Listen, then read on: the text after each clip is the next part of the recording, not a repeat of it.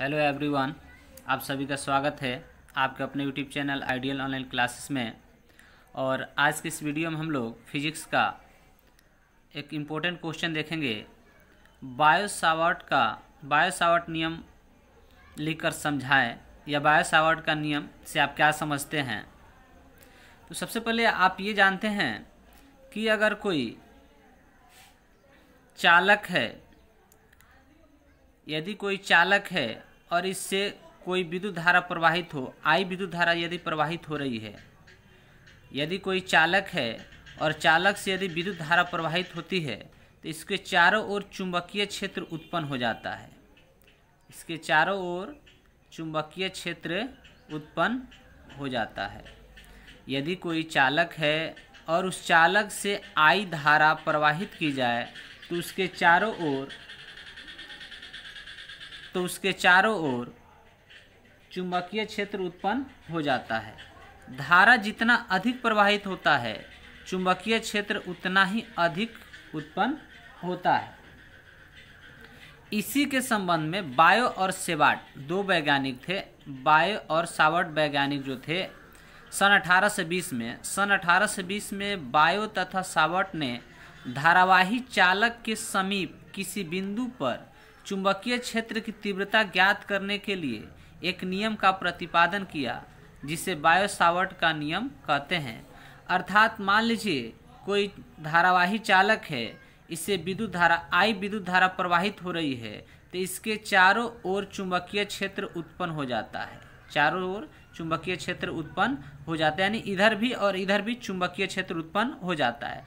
तो किसी बिंदु पर, मान लीजिए ये कोई बिंदु है, इस बिंदु पर कितना चुंबकीय क्षेत्र उत्पन्न होता है, उसी की गणना करने के लिए बायो और सेवार्ट ने इस नियम का प्रतिपादन किया। यानी कि सन 1820 में बायो तथा सावर्ट ने धारावाही चालक के समीप किसी बिंदु पर चुंबकीय क्षेत्र की तीव्रता ज्ञात करने के लिए एक नियम का प्रतिपादन किया, जिसे बायो-सावर्ट का नियम कहते हैं। अब चलिए इसको समझ लेते हैं हम लोग। मानते हैं हमने कोई एक्स और वाई, देख लीजिए यहाँ पे,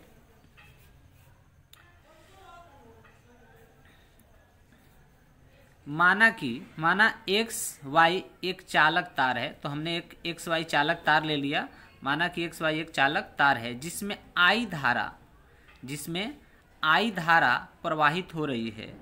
हमने माना कि एक्स वाई एक चालक तार है जिसमें आई धारा प्रवाहित हो रही है। इस तार में डीएल लंबाई का एक अल्पांश ए बी लेते हैं, जिसमें आर दूरी पर बिंदु पी स्थित है।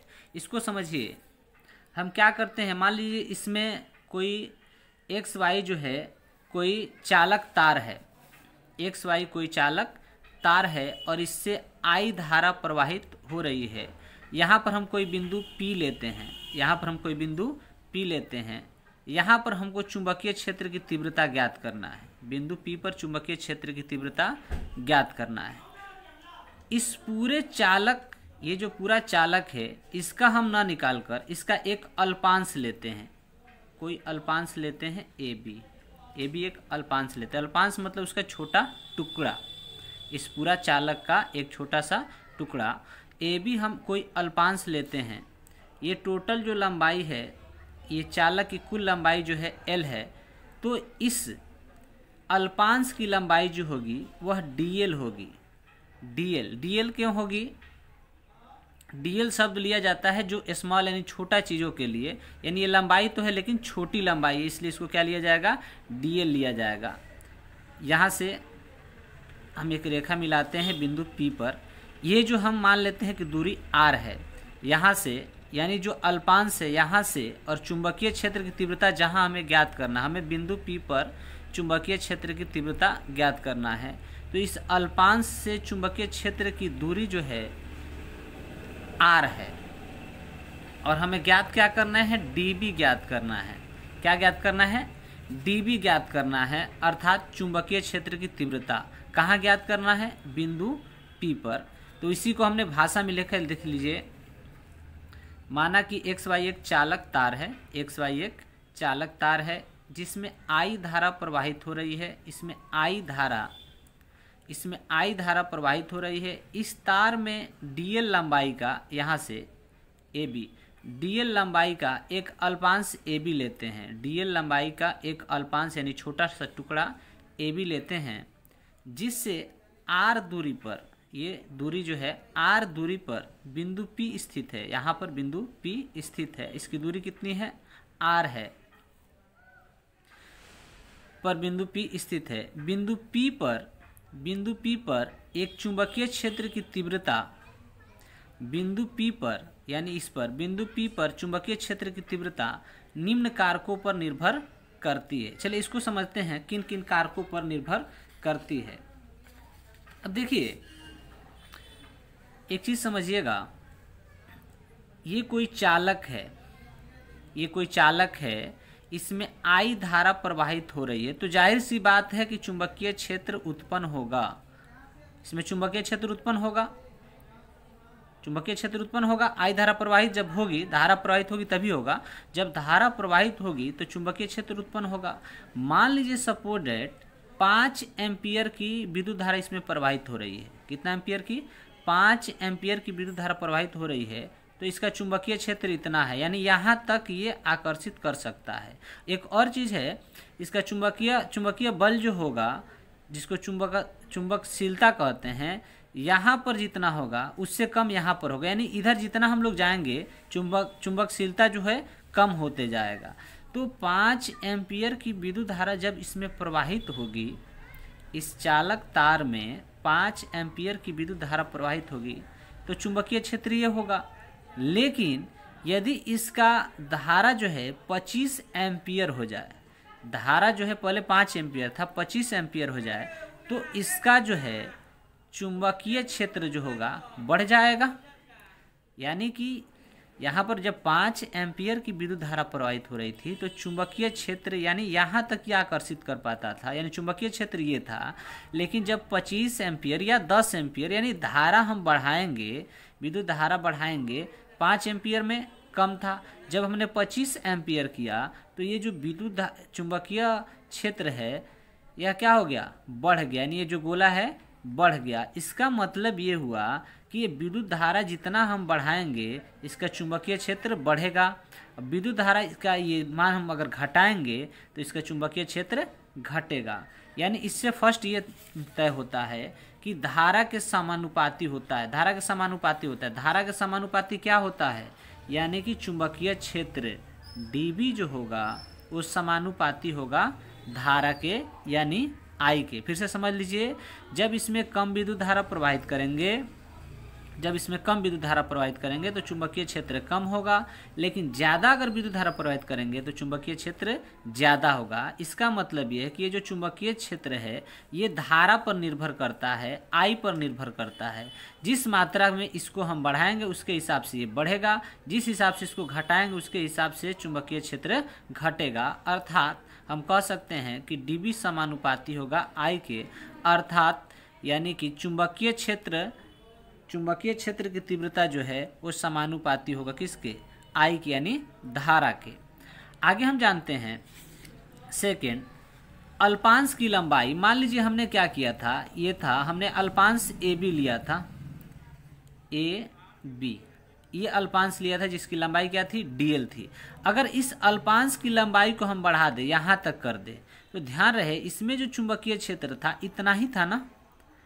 जब हम AB लिए थे DL था, इसका लंबाई DL था, तो चुंबकीय क्षेत्र इतना था। लेकिन इस अल्पांश को अगर हम यहाँ तक बढ़ा दे, C तक बढ़ा दे, तो चुंबकीय क्षेत्र ये भी होगा, ये भी होगा। यानी अल्पांश को बढ़ाने पर चुंबकीय क्षेत्र क्या हो रहा है? बढ़ रहा है। चुंबकीय क्षेत्र क्या हो रहा है? बढ़ रहा है। और अल्पांश को घटाएंगे तो क्या होगा? अगर मान लीजिए कि कम लेंगे अल्पांश तो चुंबकीय क्षेत्र कम होगा।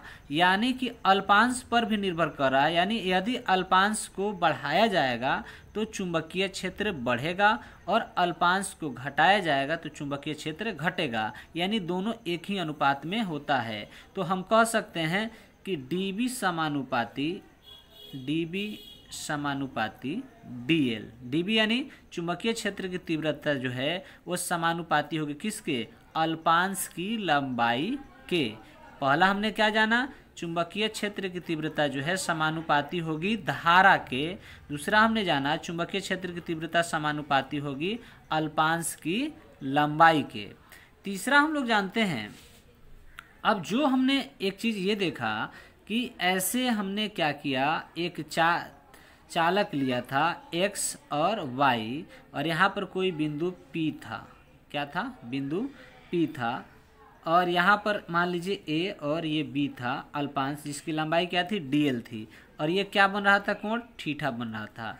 अब अगर इसको, इस बिंदु को नीचे लिया जाए, यानी ये बिंदु जो था इसको यहाँ पर खींच लाया जाए, तो जो दूरी होगी ये r दूरी है। अब अगर ये यहाँ आएगा तो दूरी क्या होगा, कम होगा ना, ये जब इधर आएगा तो दूरी क्या होगा, कम होगा। अगर और ऊपर जाएगा इधर तो दूरी क्या होगा, बढ़ेगा। तो जब दूरी बढ़ेगा तो इसका चुंबकीय क्षेत्र की तीव्रता भी क्या होगी, जैसे यहाँ पर आएगा तो चुंबकीय क्षेत्र की तीव्रता, अभी मैंने आपको बताया कि अगर चालक में विद्युत धारा प्रवाहित कीजिएगा तो इसका चुंबकीय क्षेत्र उत्पन्न होगा, ऑटोमेटिक चुंबकीय क्षेत्र उत्पन्न होगा। लेकिन जितना चुंबकीय क्षेत्र यहाँ होगा उतना चुंबकीय क्षेत्र, यानी कि जितना चुंबकनशीलता यहाँ होगी उतना यहाँ पर नहीं होगी। जितना इधर हम लोग बढ़ेंगे चुंबकनशीलता क्या होगी, कम होते जाएगी। तो जब हम ये दूरी पर हैं तो यहाँ पर चुंबकनशीलता क्या है, कम है, और जब नज़दीक आएंगे तो क्या होगा, चुंबकनशीलता क्या होगी, बढ़ेगी। यानी कि चुंबकीय क्षेत्र की तीव्रता इस पर थीटा पर भी निर्भर करती है, यानी कोण पर भी निर्भर करती है। तो हम तीसरा दे सकते हैं कि dB समानुपाती होगा साइन थीटा के। dB समानुपाती किसके होगा, साइन थीटा के।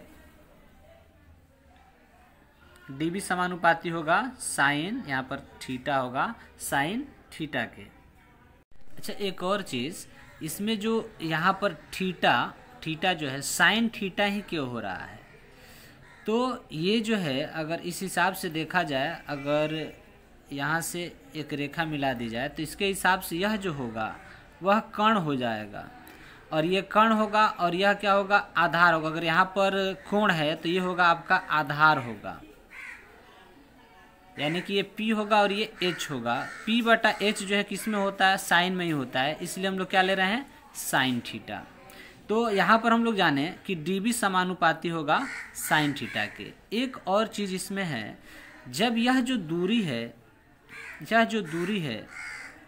यह r, अगर इस दूरी को और बढ़ाएंगे और दूरी को हम लोग बढ़ाते जाएंगे, तो चुंबकीय क्षेत्र की तीव्रता का मान क्या होगा, कम होते जाएगा। जितना इसको हम बढ़ाते जाएंगे उतना ही चुंबकीय क्षेत्र की तीव्रता का मान क्या होगा, कम होगा। अर्थात हम कह सकते हैं dB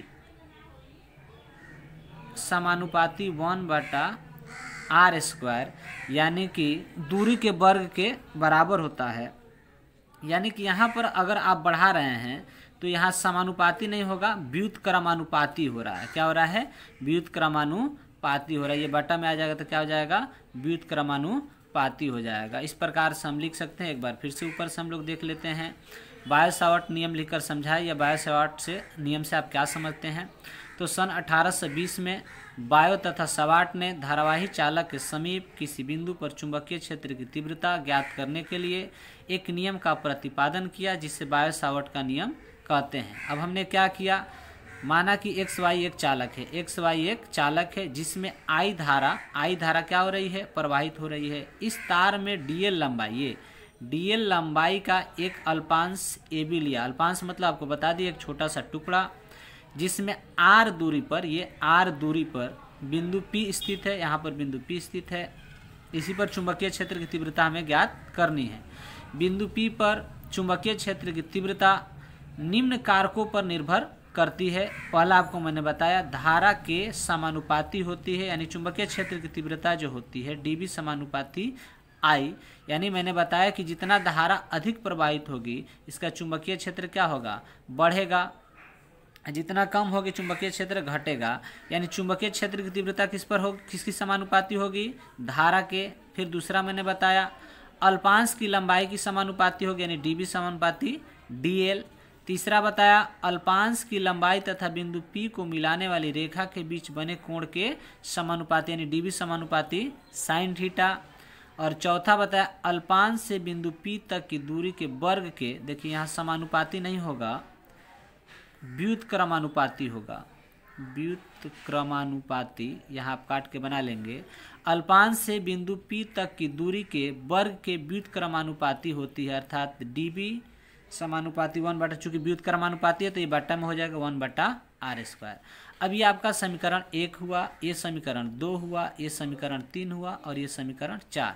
यदि समीकरण 1, 2, 3 और 4 को सम्मिलित रूप से एक जगह देखें तो डीबी समानुपाती आई के, डीबी समानुपाती है डीएल के, डीबी समानुपाती है साइन थीटा के, डीबी समानुपाती है 1/r² के।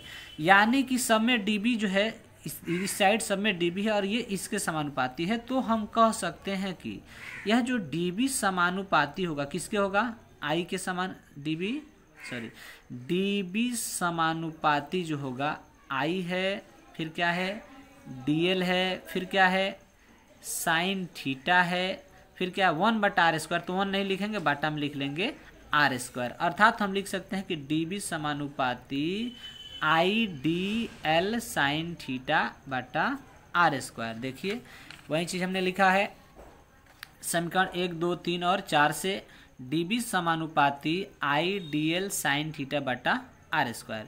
जब समानुपाती हटेगा तो हम लोग जानते हैं के लगता है, डीबी बराबर के आई डी एल साइन थीटा बटा r², जहाँ के एक नियतांक है। एसआई पद्धति में आप जानते होंगे के यानी नियतांक का मान जो होता है 10⁻⁷ या μ0/4π होता है। एसआई पद्धति में के का जो नियतांक होता है, के नियतांक का जो मान होता है 10⁻⁷ या उसको μ0/4π भी कहते हैं। तो ये जो है डीबी बराबर के था, के जगह पर हम ले लेंगे μ0/4π, उसके बाद इसको लिख देंगे आई डी एल साइन थीटा बटा r²। टेस्ला इसका होता है। तो अब ये जो है यही मेन जो है इसका फार्मूला हो जाएगा, यानी बायो सावर्ट के नियम के अनुसार जो बायो और सावर्ट वैज्ञानिक जो दोनों ने चुंबकीय क्षेत्र की तीव्रता निकालने के लिए जो फार्मूला दिया वो है डीबी बराबर μ0/4π into I D L sine theta बटा r²। टेस्ला उसको बोलते हैं, अरे जैसे मीटर होता है ना, अब देखिए ध्यान पर नहीं आ रहा है सबका एक, अरे जो भी जैसे एसआई सिस्टम ये सब पद्धति आप बनाए हैं ना, उसमें होता है ना कि लेंथ और ये उसको क्या बोलते हैं, अब ध्यान पर नहीं चल रहा है। तो इस हिसाब से आप इसको एक बार स्क्रीनशॉट ले लीजिए और आप नोटबुक में नोट कर लेंगे।